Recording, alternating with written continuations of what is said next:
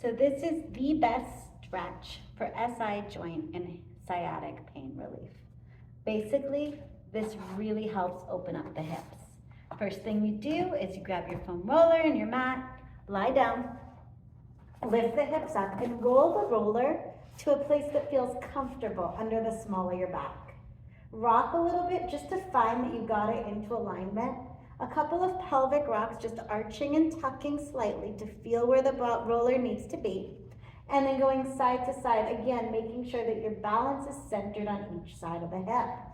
From here, bring one knee at a time into your chest. And again, kind of adjust on the roller just to make sure that you're in the right place. Once it's there, you can always have your hands on the sides of the roller. You can have them over the roller. I find that this is the best position to release my shoulders and keep that upper back pressing into the mat. Again, you don't want so much pressure that you feel twinges up the spine, just enough that you can feel your hips releasing over the weight. Now lazily drop the knees to one side and center, and then to the other side. Keep the head looking towards the ceiling and the back of the neck long throughout the exercise. You still want to maintain good posture. You'll come to an area that's a little tender on one side or the other. I recommend finding it, then going to the other side, then rediscovering where it needs to be a couple of times, just to make sure that you are in the spot that feels the best for you.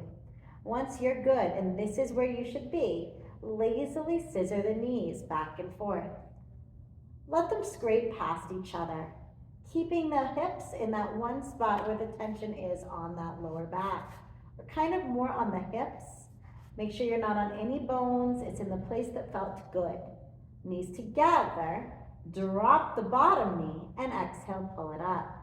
You can do these anywhere between 6 to 10 times. So whatever feels like your body needs it today. Just try to be slightly consistent on both sides. And then you'll draw your circles, letting the weight of the leg be heavy so you're not really working. You're just kind of opening up the hip, getting the myofascial release on the side of your spine that it's needed. Right where the QL kind of attaches into the iliac crest. Kind of another fancy word for releasing your hips. Reverse the circles. All circles do have two directions. Make sure this leg is staying on that angle, stabilizing it. So this one right here. On the last one, you'll let that leg drop open, find the floor. Keep yourself on that angle. Kick the leg out to the side, and then let gravity win as your foot comes back in. Kick and release. Again, you'll do more. I'm going to finish at 4. Cross the ankle, over the thigh, rotating the hips back to center. Take the side of the arm where the leg is crossed. Make sure that foot is flexed so that the rotation is coming from the hip, not the knee. The hand goes through, grabs onto that leg, and use your elbow to gently press your knee away. Find that position where you're centered, the hands can come back. You'll still feel as if your hip is pushing forward, your knee is pressing towards the ceiling. Press down, gently arch as you press that knee open towards the floor. You'll feel a stretch right through the inner part of that thigh. Tuck and scoop the pelvis under to protect the back. As you fold the unit back into the chest, knee still pushes towards the ceiling, and then extend the spine, keep the core connected, and gently press that knee. You will repeat this a few times, going slow at my pace. And when you're ready, you'll let that left leg kick open, getting a nice stretch through the inner thigh. It's okay for this standing side to open to compensate. Pull it back in and return. Try to just stay within that range of motion that feels good, letting your hips release onto the mat. For the informational video, this is enough. Of course, do more at home. Come in, end with a figure 4 stretch. Use your arm, you can press that knee forward, just making sure that foot stays flexed so you're not overly rotating from the knee, but you're maintaining that rotation from the hip. Fully cross the knees, grabbing onto the shins, and gently pull your legs apart. You'll feel this stretch more in the back of the glute right here. When you're ready, come back to center, hands return, and we'll repeat side to side windshield wipers. Pausing at the center, use your hands to adjust the roller if you need to. You can also have the hands here. You do want to keep mind about the shoulders where they are in space, and keep in mind where the ribs are. Find an area on the other side where your hips might be a little bit more tender. Remember, once you found it, you don't just stop. You continue to do your windshield wipers, and you keep coming back to it. On the second or third time, when you're sure you know where that spot is, hold it, and we'll lazily scissor the knees. Remember, 6 to 10 times. For today, I'm keeping it short for the informational video. Eyes are straight towards the ceiling, your ribs are connected, just the hips are rotated. Let the bottom knee drop, this leg stays on that angle, and you pull it back up. For 3, and lift.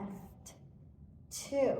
It's okay if there's a little movement here. It's not as much of an ab exercise as it is a hip release. Drawing the circles with that bottom leg. Maintaining that connection on the area that was a little bit tender. So you're feeling the roller, giving friction to the spot it needs. And reverse it. Make sure you're breathing. I always exhale to bring the legs back together. Having a little bit of ab activation, but not enough that you're getting tight through the legs. Let that bottom leg drop to the floor. Gravity wins. Kick out, keep the leg heavy, and let it hit the ground. Out, and let it hit. It's not about keeping it up in the air as long as possible. It's about that stretch you get at the top of the thigh as the leg comes down. On the last one, you'll take it out, rotating back to center. Cross the ankle. Notice I flex the foot first, over the thigh, and the rotation now comes from the hip. Grabbing on to the side that you're not stretching, gently press that knee with your elbow as you pull the other knee into your chest. Maintain the flexion of the heel so that you're keeping the traction in the leg so you're not irritating anything in the knee. Hands come back to the roller, just adjust it. It is a roller, it does move, so it's not a perfect science. If you have to just kind of wiggle a little to get it back into place, that's fine. Lower down, over, stay connected through the abdominals, and gently press that knee towards the floor. It's okay if this hip lifts a little bit, but find the hip on the mat before you return back up to center. And continue. Pressing that thigh open. Maybe this hip stays on the mat this time for a deeper stretch. And exhale, gently pressing that knee away as you come back up. You can use this hand. Adding on, we'll do that kick. Remember, this leg can open out to the side. Press down, you kick and open, cross, pull it back into the chest.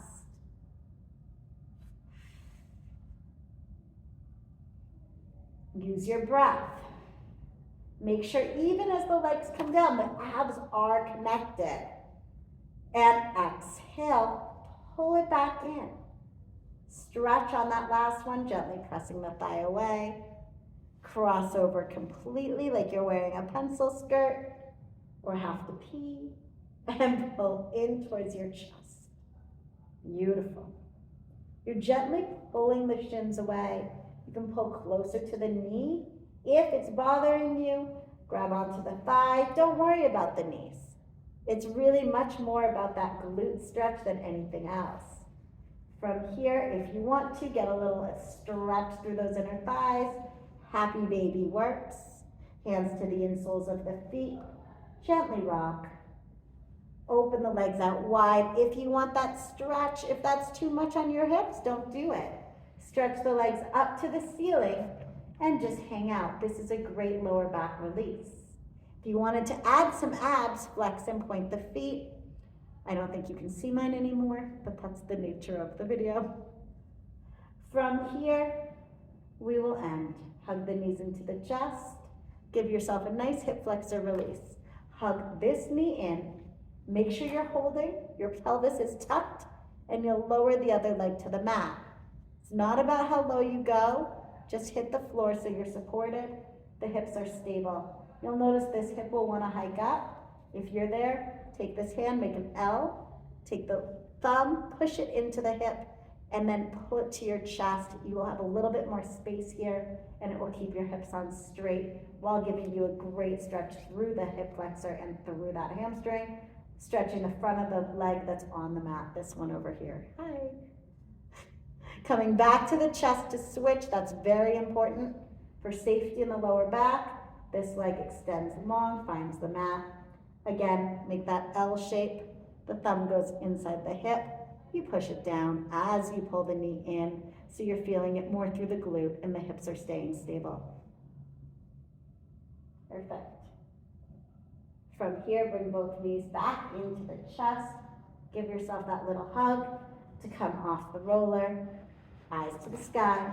Simply roll the roller away and drape the knees and release to your Shavasana or your rest position.